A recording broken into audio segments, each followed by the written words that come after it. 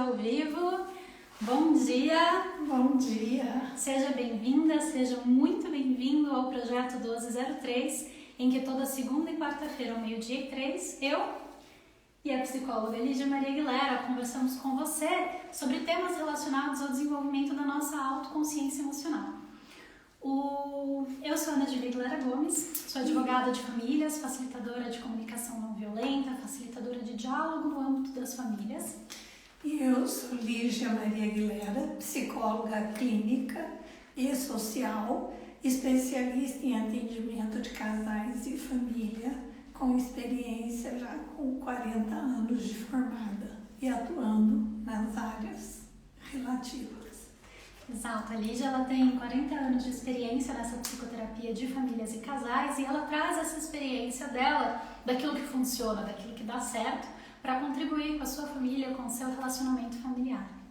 Então, o tema de hoje é família binuclear. Nós vamos falar sobre quando o fim da conjugalidade não dá fim à família, né? Não dissolve a família. E como que a gente pode, dentro desse ambiente familiar, construir um bom relacionamento.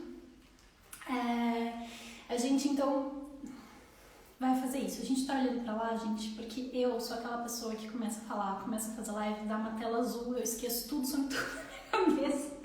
Então eu preciso ter esses slides aqui pra lembrar de onde é que eu tô, o que tá acontecendo. No meio da live eu fico um pouco mais confortável e a coisa flui um pouco melhor. A Lígia, com 40 anos de experiência, gente, ela fica plena em todos os contextos. Então é um pouco mais fácil pra ela. Sim.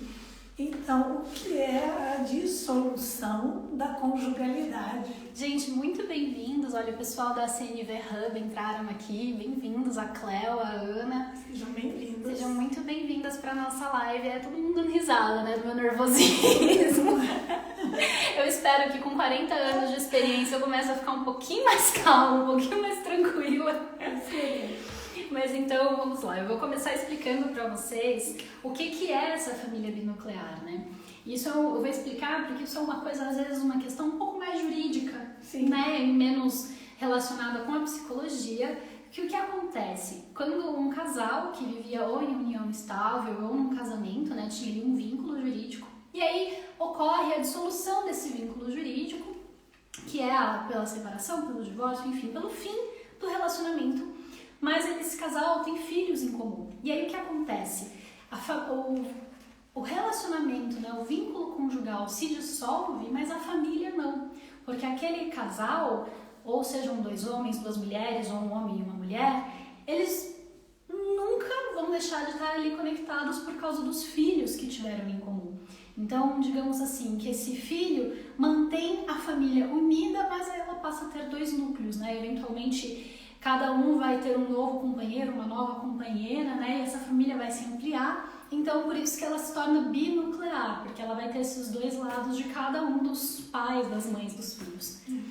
E dentro da própria psicologia, né, quando eu vou atender a primeira vez um paciente, um cliente, que seja adulto ou adolescente, uma das perguntas que a gente faz na anamnese é situar a pessoa dentro da sua condição familiar, né? Se é filho mais velho, se é filho caçula, se é filho do meio. E é muito comum hoje em dia, nessa primeira entrevista, nessa anamnese, as pessoas trazerem para mim a informação de que é o filho único do casal, mas tem um irmão mais velho por parte da mãe ou por parte do pai de um relacionamento anterior. E atualmente a mãe já teve um filho com o padrasto, o pai e a madrasta está gestando um novo irmão.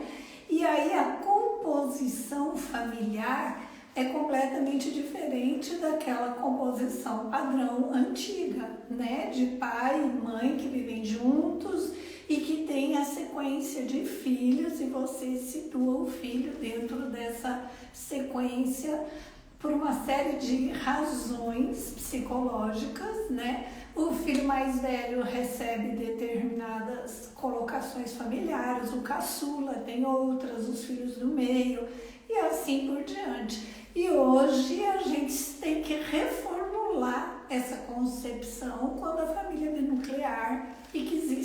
outros irmãos que não coabitam no mesmo lar e irmãos que também coabitam, mas que não é fruto do relacionamento do par que gerou esse filho.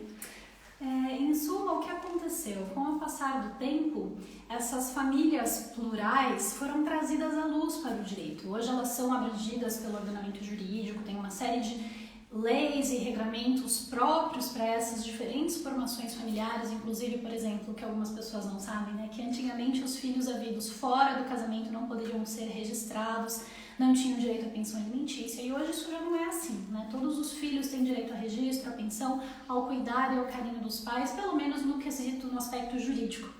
E aí, tanto que profissionalmente eu não falo que eu sou advogada de família, eu falo que eu sou advogada de famílias, exatamente para incluir todas as configurações de famílias, né? As famílias em que são os avós que criam os netos, que tem uma mãe, que tem um pai, que são as mães solos, os pais solos, ou tem duas mães, tem dois pais, enfim, todas as configurações de família que existem. Hoje, especificamente, nós vamos falar dessa que é binuclear, em que os pais da criança, ou o pai e a mãe, ou as duas mães, criam a criança, né, mantém ali o vínculo familiar, mas eles já não estão mais juntos, eles se separam e cada um vai desenvolver a sua conjugalidade em outro lugar e eventualmente ter outros filhos, enfim. Sim. Então é uma família, mas ela tem dois núcleos. Pessoal que entrou, bem-vindos, Lilian, Juliana, Alda, sejam todas bem-vindas. E se vocês tiverem dúvidas ao longo da live, fiquem à vontade para fazer perguntas sobre a família binuclear, sobre o relacionamento, enfim. E aí hoje eu não vou falar para vocês sobre um monte de regramentos jurídicos e regra daqui, regra dali, norma, porque o que acontece na prática, depois que essa família se separa em dois núcleos e se torna binuclear, em geral, no que eu observo no meu escritório, que a Lígia também compartilha comigo do que acontece no consultório, é uma série de dificuldades no relacionamento. Então, é inevitável ter essa família em comum, porque não existe ex-pai e ex-mãe. Dá pra ter ex-esposa, ex-marido, mas o pai e a mãe nunca mais vão deixar de ser pai e mãe. E aí, como que a gente constrói, estabelece, desenvolve esse relacionamento ao longo do caminho, né, com os tropeços e tal, mas também com as transformações, com os crescimentos, com as conquistas? Como que a gente desenvolve esse relacionamento para que ele seja bom? Bom para a criança, bom para cada um dos adultos, né? E aí, quais são os aspectos que você quer falar? Que vamos abordar aqui, né? Sobre quais são os itens importantes, né? A serem levados em conta para que essa família binuclear possa ter paz, harmonia, bem-estar e seguir adiante. Com que propósito? Qual é o propósito desse bom relacionamento? É o bem-estar, o atendimento das necessidades das crianças e dos adolescentes no desenvolvimento deles, porque eles são de responsabilidade comum dos adultos que compartilham o crescimento dessa criança, o desenvolvimento dessa criança e desse adolescente, sejam um ou vários, e os que vão estar fazendo parte também da nova conjugalidade, né? Quanto melhor a relação, melhor todas as crianças que pertencem à família e às novas conjugalidades vão poder se desenvolver de forma saudável, harmoniosa, sendo assistida e crescendo, amadurecendo num contexto que é favorável, né? Para ter essa conversa com vocês hoje, eu e a Lígia sentamos, fizemos uma reunião e decidimos alguns aspectos que são importantes para esse bom relacionamento da família. A gente não tem a pretensão hoje de exaurir todos os aspectos de um bom relacionamento de família, porque essa live, como ela é feita aqui no Instagram, ela tem no máximo 60 minutos de duração. E também porque cada contexto, cada peculiaridade da realidade humana vai trazer outros aspectos que podem ser importantes, que podem ser até mais importantes do que esse que a gente vai falar aqui. Mas esses, a gente acredita que eles são mais gerais, sabe? Que de uma forma geral, todas ou quase todas as famílias vão precisar ter esses aspectos bem trabalhados para que o relacionamento seja bom. E o mais importante, né, é levar vocês a refletirem, pensarem. É óbvio que tem uma infinidade, porque o ser humano sendo complexo e cada um sendo complexo em si, tem N situações, né? Nós vamos abordar algumas básicas, mas pedimos a vocês que reflitam, né? Porque quanto mais conteúdo, quanto mais reflexão a gente faz a respeito de um tema, a respeito de itens desse tema, mais a gente aprofunda a nossa compreensão da vida, o nosso amadurecimento, enriquece a nossa autoconsciência e enriquece a nossa inteligência emocional. Então, sem a menor pretensão de exaurir os assuntos, mas focando em itens que nós elencamos como algo importante a ser falado, vamos levar vocês a essa reflexão. Okay? E nada impede que vocês tragam dúvidas. Sim. Gente, se você estiver assistindo a gravação da live, não estiver aqui ao vivo conosco, você pode mandar as mensagens aqui nos comentários embaixo, no nosso direct. Pode entrar em contato conosco e, se for o caso, a gente pode até fazer uma outra live para abordar outros temas. Sim, é isso. Então, quais são esses aspectos que a gente elencou para um bom relacionamento, né? De um modo geral, nós acreditamos que é importante a cooperação, a confiança, a estabilidade, né, para as crianças, para os adolescentes, para os jovens que estão ali se desenvolvendo, a conexão entre esses adultos. É importante que eles tenham ali uma conexão, porque essa conexão vai trazer fluidez, vai trazer mais compreensão, flexibilidade, entendimento. O respeito é indispensável. Digamos até que esse respeito está aqui para falar sobre o relacionamento na família binuclear, mas o respeito ele é fundamental para qualquer relação, inclusive com nós mesmos. Sim. E claro, não podemos deixar de falar sobre empatia e compaixão. Sim. Então, vamos lá, né? Você quer começar falando sobre essa distinção? Eu começo? Então, como você começou com a pode falar. Posso? Então, vamos lá. O núcleo dessa live de hoje, né? O núcleo do bom relacionamento na família binuclear, a despeito, né, de todos os aspectos que a gente falou que são importantes, enfim, mas o núcleo central ali, digamos, a pedra de toque, né, a pedra de sustentação, é separar a relação conjugal da relação familiar. E o que é essa separação, né? É ter clareza de que aquele homem ou aquela mulher com quem você teve um relacionamento não é o pai e a mãe. São figuras diferentes, embora, claro, seja a mesma pessoa, porque a gente não se divide, a gente não tem nenhuma ficção científica. São papéis diferentes. Mas esses papéis são diferentes. E como que a gente faz essa separação, né? Ela começa dentro da gente, ela não é lá fora. Claro, vai refletir nas nossas ações, vai refletir nas nossas falas, mas aqui dentro, na nossa consciência emocional, na nossa autoconsciência, é importante ter clareza que, a despeito de qual seja o motivo que deu fim ao relacionamento conjugal, em algum momento você olhou para essa pessoa e escolheu construir uma família com ela. E é com essa pessoa que você escolheu construir uma família, é com esses aspectos dessa pessoa que você vai lidar ao longo de todo o relacionamento da família binuclear. Porque não é a pessoa que de repente agiu, te decepcionou, te frustrou, te machucou, mas é o aspecto que te olhou para ela e falou: nossa, eu quero ter um filho com essa pessoa. Eu quero educar, criar uma criança junto com ele, junto com ela. E em relação àquilo que ficou difícil na relação conjugal, você quer falar um pouco, Lígia?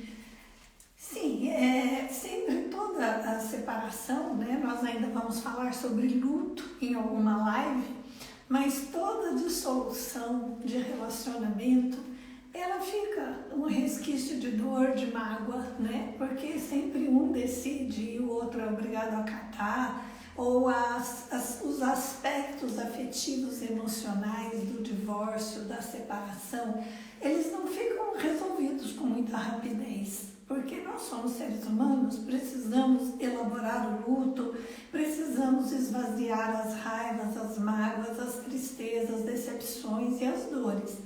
Só que assim, sempre há bons caminhos de solução para essas dores internas. E é importante que as pessoas adultas que um dia assumiram um vínculo conjugal compreendam que a partir do término do relacionamento, os filhos e o outro não é o melhor lugar para que a gente despeje a nossa dor, a nossa mágoa, a nossa tristeza, a nossa frustração. Então, como pessoas adultas, precisamos, podemos, e é bom para a gente, né, para cada um, buscar um dos bons caminhos para lidar com essa dor, com essa mágoa, com essa decepção. A parte racional da separação, né, da dissolução da conjugalidade, ela sempre vem primeiro. E aí é tomada as decisões e vai-se no juiz, no advogado, tem todo o trâmite jurídico para isso. Mas a parte afetiva e emocional não caminha junto, não se resolve junto.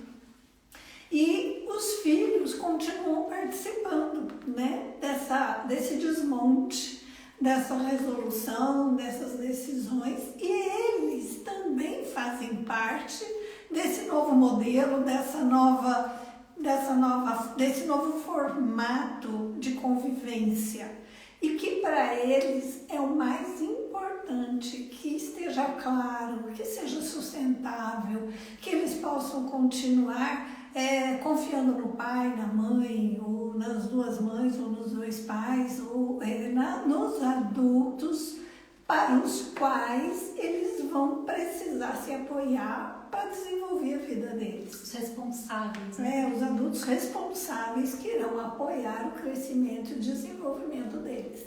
E é com foco nesse processo de cuidar adequadamente das crianças e dos adolescentes, da família resultante desse relacionamento conjugal que acabou e que se formou novas conjugalidades.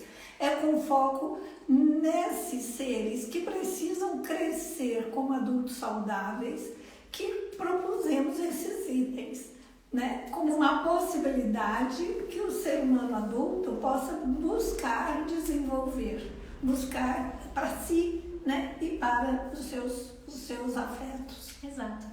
A gente começou aqui falando sobre a importância dos bons caminhos para essa solução da dor, da separação, do divórcio. Porque, veja, nós somos humanos e o que está aqui dentro da gente sai, aparece do lado de fora, Sim. Bem ou mal. E enquanto esses aspectos internos não estiverem bem resolvidos, bem acomodados, enquanto essa dor não tiver tido espaço para poder ser exaurida, ser sentida e ser trabalhada para começar um novo caminho, construir uma nova história, veja, nada do que a gente falar aqui vai funcionar. Porque você vai tentar executar e não vai dar certo. Porque, eventualmente, no tom de voz, no olhar, na postura, na leitura corporal, você vai exalar esse ressentimento, essa dor que você tem dentro de você. Então, se vocês que estão assistindo aqui a gente vieram, né, ou são parte de uma família binuclear, é importante entender esse aspecto do autocuidado. Então, antes de cuidar da família, antes de cuidar do relacionamento familiar, de cuidar das crianças, é fundamental que os adultos cuidem de si. E tenham consciência que com o fim do relacionamento conjugal, tem uma dor ali que precisa ser vivida. Por mais que você tenha escolhido, a escolha tenha partido de você, por mais que você já tenha conhecido outra pessoa e esteja construindo uma nova família, terminar esse relacionamento anterior gera uma dor, é inevitável. E é fundamental, é muito importante que você busque se trabalhar, se desenvolver para superar isso, para ficar bem internamente com essa situação. Porque aí, a partir de estar bem, a gente pode trazer todo esse conteúdo para você e isso pode ser útil, contribuir para a construção desse relacionamento. É bem isso. Então, vamos lá. Dentro disso que eu acabei de falar, né? Por que é importante esse bem-estar interno? Porque a hora que você for encontrar com a pessoa, né? Porque em alguns momentos o pai e a mãe, ou as duas mães, os dois pais, que eram, né, anteriormente o mesmo núcleo, que se separaram, vão precisar estar juntos. Vai ser inevitável, ou na formatura do filho, ou no aniversário, vai acabar acabar havendo momentos, inclusive momentos muito importantes na vida desses filhos, em que os dois vão precisar estar presentes, as duas vão precisar estar presentes. E é muito importante que nesses momentos a gente não busque machucar ou constranger o outro, os filhos ou qualquer outra pessoa da família, do ex-cônjuge, porque isso vai gerar dor, vai gerar muito machucado para esse filho lá na frente. A gente vai explicar um pouco melhor. Mas é por isso que a gente está falando dessa questão de se trabalhar, de trabalhar esse luto do término da relação. E como a Laís falou, né, que a terapia é muito boa, de verdade, realmente muitas pessoas procuram a psicoterapia para se reconstruir, para se fortalecer nesse momento. Mas assim, para poder estabelecer, por que é importante, né, esse trabalho? Para estabelecer um relacionamento, um comportamento adulto maduro em relação ao outro dentro dessa família binuclear. Sim, porque quanto mais clareza e maturidade a gente tem, porque dentro da autoconsciência e do desenvolvimento da inteligência emocional, a gente aprende também a desenvolver autocontrole, né? Quanto mais adultos somos, mais autocontrole temos, se temos consciência. Então, não é negar a dor, não é reprimir a dor, não é guardar a dor numa gaveta e fazer cara de paisagem. Em alguns momentos é necessário, né? Como nós falamos sobre a tolerância e aceitação, em alguns momentos a gente faz cara de paisagem, tolera uma outra situação, até a gente poder digerir. Mas quanto melhor nós estamos resolvidos na nossa dor interna, menos dor a gente tem que guardar, esconder e fazer cara de paisagem, e melhor a gente se posiciona com mais clareza, com mais bem-estar.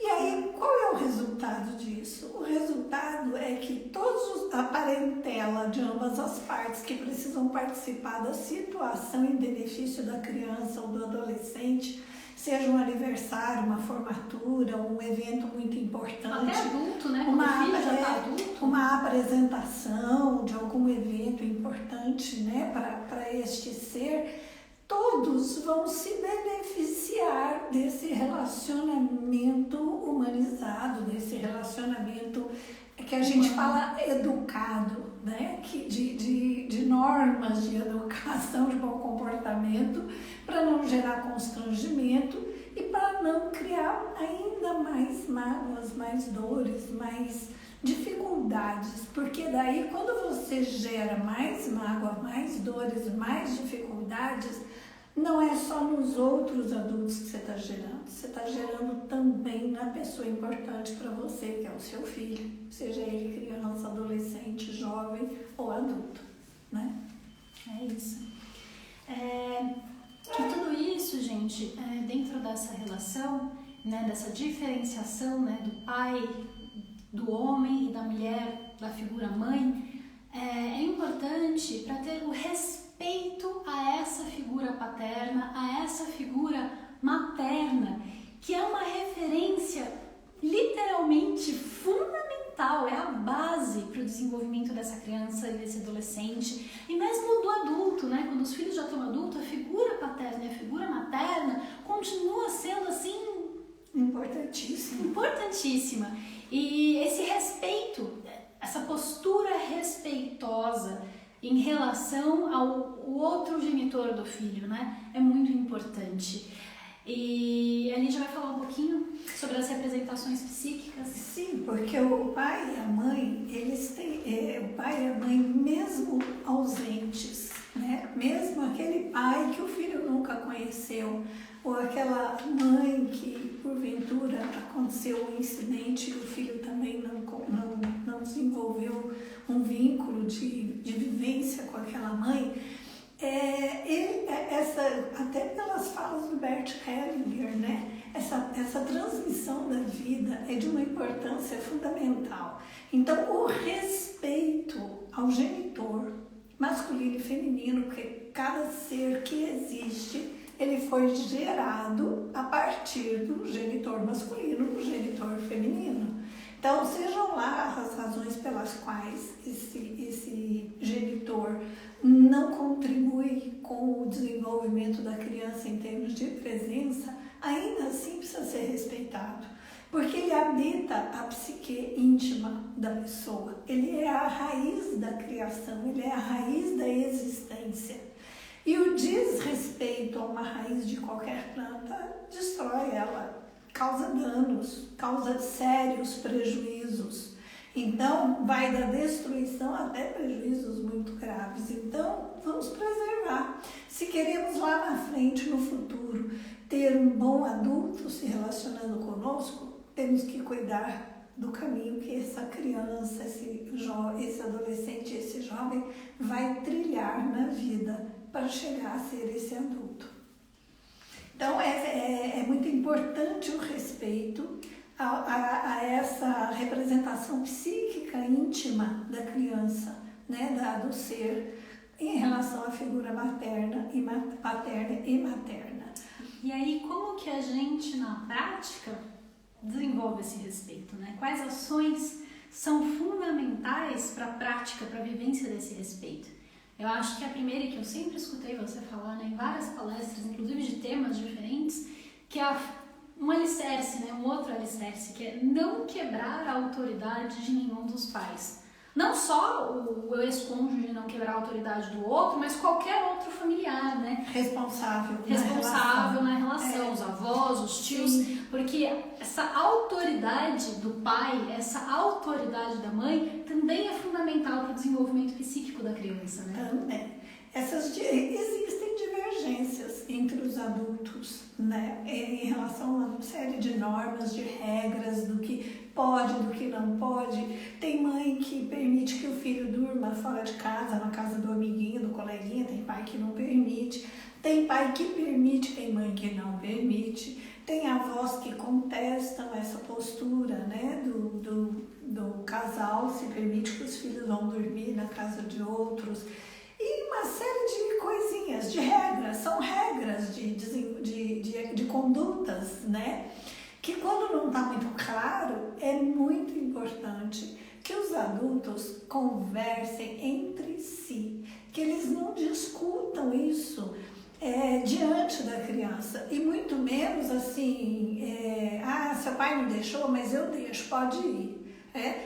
Sua mãe não quer que você faça isso, mas para mim não tem problema nenhum. Se você quiser fazer, da minha parte, você pode fazer sem problema nenhum. Esse tipo de conversa com a criança ou com o adolescente cria uma cisão interna com consequências bastante difíceis, né? Uma cisão interna psíquica, Uma cisão psíquica e de resolução de autoridade. Qual é o certo, qual é o errado, qual é a minha referência de conduta, por onde eu me encaminho, né? Então, a gente percebe que adolescentes e crianças manobrando os adultos. Mas meu pai deixou, por que você não quer deixar? Mas a minha mãe vai me dar. E você fica aí atrapalhando, acaba criando bastante divergências e dificuldades de se situar a própria criança. O que é viável, o que não é, o que é permitido, o que não é. E aí, muitas vezes, na fase da adolescência, que é a fase mais difícil do desenvolvimento do ser humano, ele vai questionar autoridades, não só as internas do ambiente familiar, binuclear, ou seja lá como for, como ele vai questionar também as autoridades externas.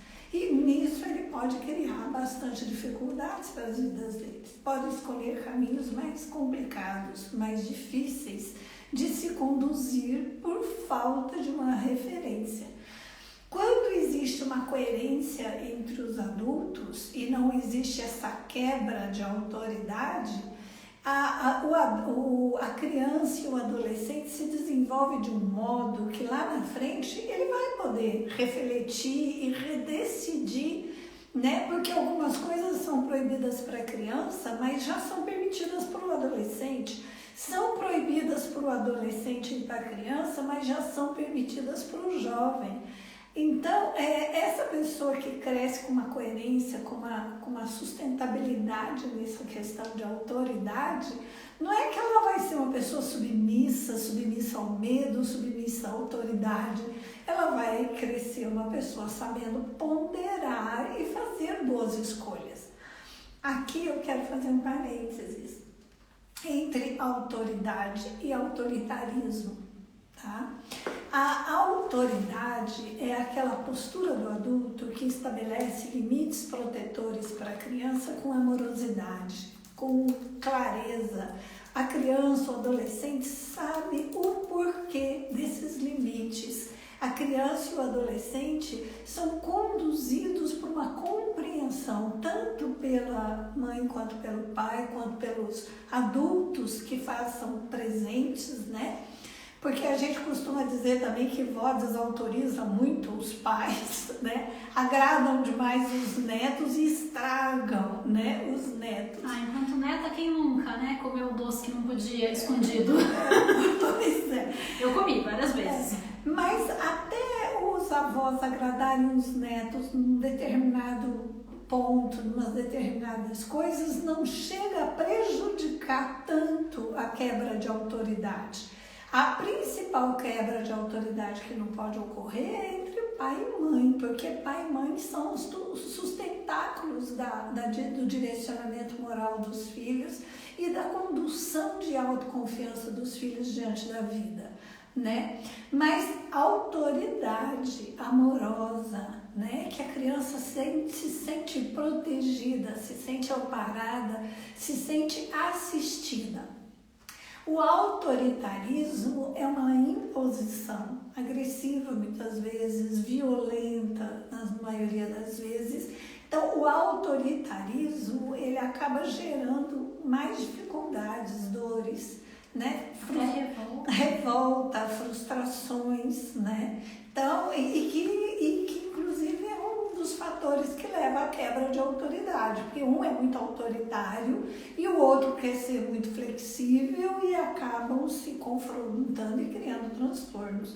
Por isso a importância da gente desenvolver a autoconsciência, o diálogo, os adultos se entenderem entre si primeiro, para poder daí discernir quais as normas, as regras, de que modo vão conduzir, né, a vida dessa criança e desse adolescente.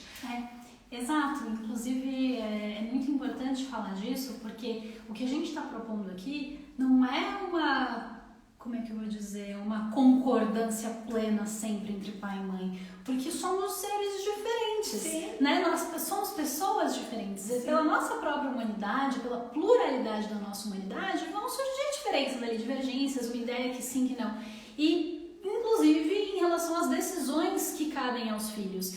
E tudo bem, é normal, é saudável. Sim. O que é importante, por isso que eu estou ressaltando e falando, que é indispensável é que isso seja resolvido entre os adultos e somente entre os adultos. Que não cabe à criança, às vezes, nem saber que teve uma discussão entre o pai e a mãe, que teve ali que gerou um conflito, que teve que ser transformado, teve que ser analisado para ver qual era a questão de fundo e tudo mais. Não cabe à criança esse tipo de conversa. Isso é da esfera dos adultos, né? Se decidisse o que pode, o que não pode. E vamos supor, né, que o outro de repente autorizou uma coisa que você não autorizaria, não infrinja a autoridade do outro adulto com a criança. Chame o adulto, converse com o adulto e o adulto chama a criança, o que decidiu diferente, e fala pra ela, lembra aquilo que eu falei que podia? Então, pensei melhor, não pode mais, enfim. Busca ter uma outra conversa com a criança sem que tenha essa quebra da autoridade, que é um desautorizar o outro. Sim. Então, a conversa, e nisso a comunicação não violenta, a mediação até familiar, pode contribuir muito para que essa conversa sobre as divergências, esses conflitos entre o pai e a mãe, entre os adultos, possam ser resolvidos, solucionados de forma transformativa, de forma que o bem-estar da criança sempre seja melhor atendido. Seja melhor atendido. É isso, porque não é proibido mudar de ideia. Os adultos, eles podem mudar de ideia. A mudança, geralmente, ela é até enriquecedora e você tem a humildade de lidar com a criança dizendo, olha, eu refleti melhor, eu pensei melhor e nesse refletir e pensar, cheguei a essa conclusão e aí vamos fazer diferente. Isso ensina a criança que ela também pode ser flexível, ela também pode repensar, ela também pode se reposicionar, né? O referencial da criança no aprendizado começa dentro de casa. E se adulto não muda nunca, a criança também vai mirrar ou não mudar de comportamento, né? Então, quando ela percebe a flexibilidade do adulto, ela também se permite isso. É isso. E aí, dentro ainda, né, dessa relação entre o pai e a mãe, é muito importante que o pai fale sobre a mãe fale sobre o pai, ou enfim, sobre o ex-cônjuge, os aspectos positivos. Né? E aí, sobre isso, eu posso contar muito da relação aqui com a minha mãe. Né? Eu sou filha dentro de uma família binuclear e a minha mãe... É muito engraçado, porque ela nunca falou aspectos negativos do meu pai. Nenhum. Nem o tanto que ele é teimoso. Gente, meu pai era o ser humano mais teimoso que eu conheci nessa face da terra. E minha mãe nunca comentou nada sobre isso. Ela contava, quando eu fiquei mais velha, né, e passei a ter um pouco mais de senso crítico, eu percebia todos os aspectos positivos que eu me falava. Minha mãe nunca mentiu ou criou uma ilusão sobre quem era meu pai. Eu acho que ela trouxe pra mim, né, o homem que ela admirava e escolheu construir uma família. Mas, gente, coube a mim, enquanto adulta, né, adolescente, um pouco mais velha, e descobrindo os defeitos do meu pai, e descobrindo as outras questões, e até teve uma vez que foi engraçado, que eu trouxe pra casa. Falei, nossa, mãe, como é que você nunca me contou o jeito doido que meu pai dirige? Gente, meu pai, eu sou paulista, nós somos paulistas, meu pai é carioca. E tem alguns, digamos assim, até preconceitos nessa relação São Paulo-Rio, né, Rio-São Paulo. Mas o fato é que meu pai, gente, no volante, nossa, eu morria de medo, gente. Meu pai dirigindo era...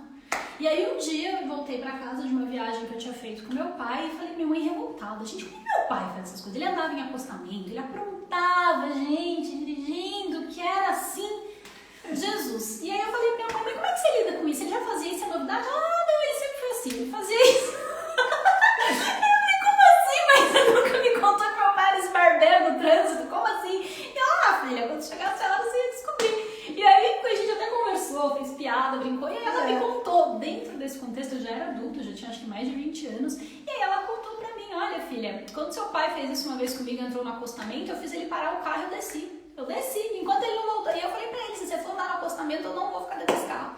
E aí, enfim, ele voltou pra pista. Então, eu acho isso fundamental.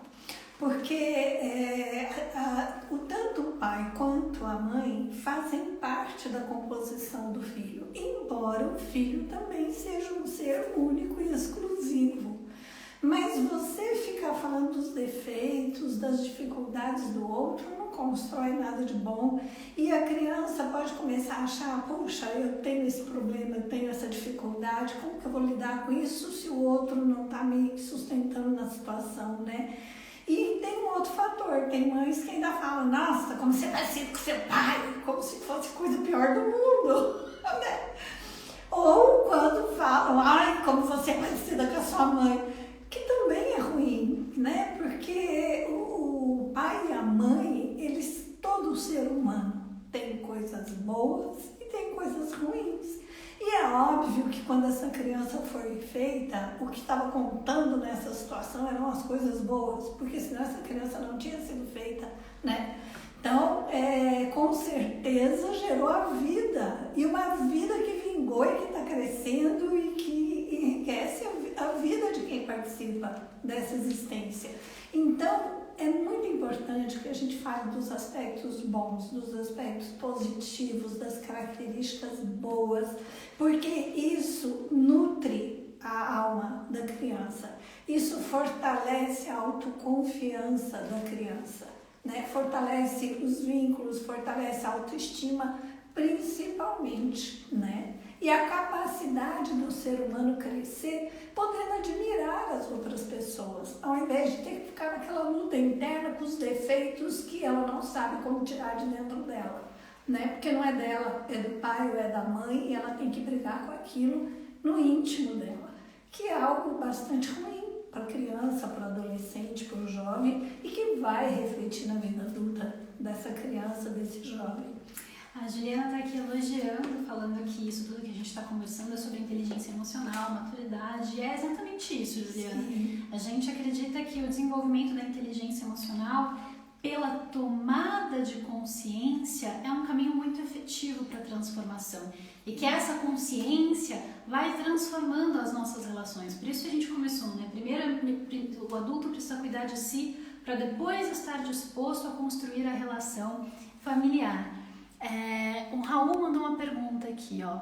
E quando se trata de pessoas que não foram criadas nem por um pai e nem por uma mãe? O Raul, ele chegou agora há pouco, ele não assistiu o comecinho da live.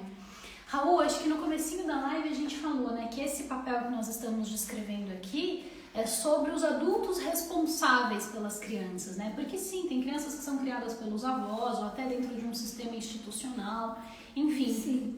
Sim. E de qualquer forma, dentro de qualquer sistema onde essa criança se desenvolva, ela vai ter relacionamento, né, com uma hierarquia, com adultos responsáveis por ela. E se for uma relação de familiar binuclear, como nós colocamos aqui no início, de pessoas que se separam e formam novos relacionamentos conjugais, a criança, o adolescente, pertence a esse casal, ainda que se separe, Raul. Não existe ex-pai e ex-mãe. Então, mesmo dentro de uma instituição que acolha a criança, o adolescente, o jovem, é importante que respeite a sua origem, né? Porque a dor do abandono, a dor da perda já se faz presente de qualquer forma, né? Toda criança quer ser criada pelo seu próprio pai, pela sua própria mãe, seja lá como for. Esse é o anseio de todo ser humano, mas por circunstâncias, o mais importante é garantir a vida, o crescimento e o desenvolvimento. Agora, garantir a vida, o crescimento e o desenvolvimento sem o respeito à origem, você está garantindo algo que fica capenga lá na frente, porque machuca a alma. Né? E o ser humano que tem que crescer com uma referência de que o pai era ruim, que a mãe era ruim, que por algum motivo os abandonou, etc, etc, é aquilo que eu disse. Além do processo de crescer, de achar um lugar para você na vida, você ainda tem que lutar com a dor interna dos defeitos de alguém, de um suposto pai ou uma mãe, que se você carrega é seu e que você tem que dar um jeito de resolver. Por isso a importância da gente sempre falar, olha, seja quem for, te transmitiu a vida. E você está vivo, você está aqui e podendo ser quem você é, certo? E que com certeza vieram muita coisa boa, porque é sempre o bom que vinga, né? A gente sabe que o ruim acaba. Eu falo que quando a doença é maior do que a saúde, a gente morre, né? Então, se a gente continua vivo, é porque a saúde ainda é maior e está vencendo a doença. Então, aquele time que está ganhando, a gente tem sempre que reforçar. Se a saúde está ganhando, é ela que a gente deve valorizar, né? Porque a hora que a doença ganhar, a gente nem vai estar mais presente, né? É isso. Raul falou que adorou. Gostou da resposta. Então vamos lá. A gente são 12h50. A gente tem mais 15 minutos. Começou 15 minutinhos. E aí a gente precisa falar sobre a estabilidade, a cooperação e a conexão. E o papel, acho que um pouco dos avós, dos demais familiares. Sim. A gente vai tentar falar disso tudo, gente. Se não dá tempo, a gente continua o bate-papo nos comentários, a gente continua nos stories, mas o planejado era esse. Você quer falar da estabilidade? Então, o que é importante para a criança, para o jovem, para o adolescente, né? É ter estabilidade, é saber com quem ele pode contar. Uma outra coisa que é importante. Essa outra coisa é bastante importante. Porque todo aquele sistema instável que toda hora está se alterando é muito complicado. Então, o que os adultos precisam cuidar para se estabelecer essa estabilidade para a criança e para o adolescente. É muito importante cumprir os combinados, né? Por exemplo, o seu pai vai vir te buscar sexta-feira para você viajar com ele no final de semana. Ou os adultos combinaram isso, né? Isso foi combinado. E aí, tanto a mãe, os adultos presentes ficam aguardando, esse pai não chega e não avisa por que não vai mais, o que foi que desmontou. Ou então, eu já vi acontecer muita confusão por conta disso. O pai chega para pegar a criança e aí a criança está na casa da avó, ou a criança ainda vai tomar banho, não está arrumada, não ajeitou as coisas da criança. Isso gera muita angústia, tanto na criança quanto no adolescente, quando uma das partes bagunça aquilo que estava pré-estabelecido. Então, se houve mudança no que está pré-estabelecido, comunica. Ou tente estabelecer um jeito das coisas poderem se acertar para não gerar essa angústia, essa quebra de confiança básica, tanto para a criança quanto para o adolescente. Porque o descumpridor do combinado, que ficar a partir daí responsável pela criança ou pelo adolescente, essa criança, esse adolescente vai estar bastante inseguro dentro dessa relação. Então, combinou, não deu para cumprir, porque é humano, às vezes não está. Acontece. Avisa com antecedência, respeita as expectativas do outro, né? Porque ficar esperando algo que não acontece é muito doído, é muito difícil. É claro que tem situações que são excepcionais, tá, gente? Sim. Não estamos aqui colocando uma regra eterna, imposta. Mas o que a gente está falando é da importância de buscar essa estabilidade, de buscar estabelecer essa estabilidade, criar, desenvolver, manter essa estabilidade para o desenvolvimento dos filhos. Sim, e claro que isso também é uma resultante da melhor comunicação entre as partes, né? Então, tem as interferências, porque separou, tá cada um com os seus compromissos, tocando, etc. Então, acaba acontecendo interferências.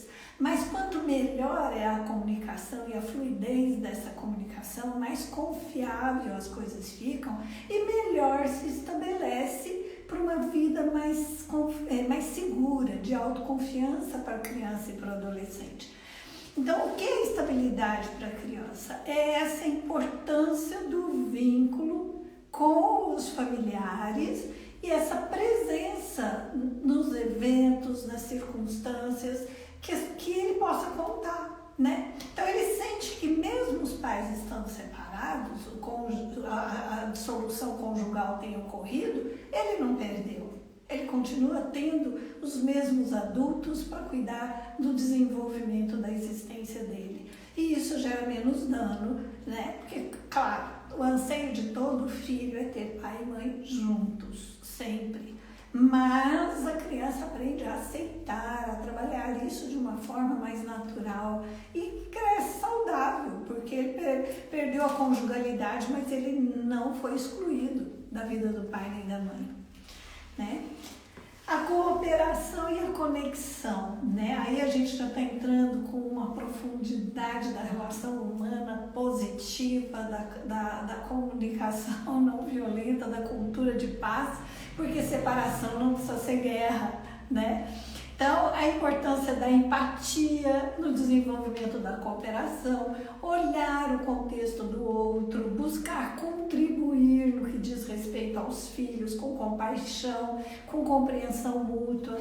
Porque, por exemplo, se você sabe que o outro vai vir buscar e de repente vai levar a criança direto para dormir ou alguma coisa assim, buscar favorecer essa rotina do outro, né? Buscar ter essa compaixão para aquilo que é difícil. Então, se você sabe, por exemplo, que a pessoa vai receber a criança e depois ainda vai ter que sair para trabalhar, vai ter que acudir outras coisas, cuidar dos avós doentes, já entrega a criança tomada banho, alimentada, bem cuidada, com as coisas em ordem para facilitar para o outro. E, claro, buscar construir essa relação. E isso, claro, é muito importante, que isso seja muito viável que isso seja feito por meio da comunicação, de uma boa comunicação. Sim. E isso tem, assim, uma série de implicações, tanto na organização, planejamento. A organização e planejamento de eventos futuros, olha, vai ter o Dia dos Pais, a criança vai fazer uma apresentação na escola, você vai, como que a gente se organiza para isso? Tarará. Eu acho isso muito importante, porque senão a criança fica numa angústia, tá a escola toda preparando o evento e a criança não sabe se o pai vai, a criança não sabe se a mãe vai poder estar presente, né? E se estiverem presentes pai e mãe, se vão brigar, se vão discutir, se vão fazer um barraco, isso é muito constrangedor. Então, é importante esse entendimento mútuo para que não haja esses conflitos. Eu vou ter que colocar a campainha e aí você continua, tá? Então, Tá bom, gente. o principal foco, né, desse relacionamento familiar, que deixou de ser um relacionamento conjugal, é atender às necessidades das crianças e dos adolescentes de modo a promover um desenvolvimento saudável. E no meio disso tem as famílias correlatas, né? O casal que se separa tem os seus parentes de ambas as partes, tem os parentes de lá e os parentes de cá. E esses parentes têm vínculo afetivo com a criança, têm um relacionamento com a criança, com o adolescente. Então, muitas vezes, eu conheço famílias que os avós fazem esse meio de campo para que a coisa caminhe bem para a criança, né? Então, os eventos, às vezes, são feitos na casa da avó, ou da avó paterna, ou da avó materna, para não gerar conflitos na casa do pai, ou na casa da mãe, que estão já num outro relacionamento, né? Então, a boa relação com os parentes, na hora de articular as coisas para que as necessidades da criança e do adolescente sejam atendidas, também é muito importante, porque essa boa articulação vai favorecer com um ambiente neutro, né, com um lugar que todos possam participar de boa vontade e favorecendo a criança e o adolescente. Então, eu considero assim que não é porque a gente separou, eu fiquei responsável pela criança, eu vou excluir os avós da relação, né? Muitas vezes a avó da Ana Júlia com os netos, que são irmãos da Ana Júlia com outras mães, vieram passar férias na minha casa para estar mais próximos da Ana Júlia, sem problema nenhum, né? Ele não, mas a avó e os netos, que são irmãos dela, com certeza sempre foram muito bem acolhidos, né? Isso faz parte da dinâmica. Cada pessoa compõe da forma. A nossa proposta hoje de reflexão é que o adulto se elabore, se ajuste, busque as ajudas necessárias para ficar bem internamente, para que restabeleça as relações afetivas da criança, do adolescente, de um modo que o adolescente e a criança possa transitar e estar com todas as partes de um modo bom, de um modo gratificante, de um modo que o nutra, que fortaleça e que auxilie no seu desenvolvimento da melhor maneira possível e saudável. Temos tempo? É isso, gente. Nós temos 5 minutos. O tempo acabou, gente. Então, a gente continua com as nossas lives, segunda e quarta, né? Hoje é quarta. Vamos pôr para votação os temas das lives da semana que vem e contamos com a participação de vocês para votar os temas. Inclusive, né? Se vocês tiverem alguma sugestão, pode mandar aqui nos comentários do vídeo, pode mandar pro direct pra gente, que a gente acolhe as sugestões e põe para votação. As votações acontecem sempre às quintas-feiras aqui no perfil da Autoconsciência Emocional, no meu profissional e no da Lígia. Sim. E são nos stories, então você pode votar lá nos stories, a gente coloca uma enquetezinha com 4 opções e aí você vota na sua favorita. É isso, gente. A Thaís acabou de chegar, falou que chegou atrasada, mas depois assiste combinado. Thaís, a gente deixa postado aqui no Instagram e no YouTube, se for mais fácil para você assistir lá. É isso. Gratidão, muito obrigada a todos que participaram. Obrigada pela presença de todos. Pelas dúvidas, né, que foram mandadas, o Raul que mandou dúvida aqui pra gente, muito obrigada pelo carinho, pelo apoio e nos vemos na segunda-feira. Para a próxima live ao 12h03. 3. Meio-dia e 3. Até lá, gente. Um bom final de semana a todos. Tchau, tchau.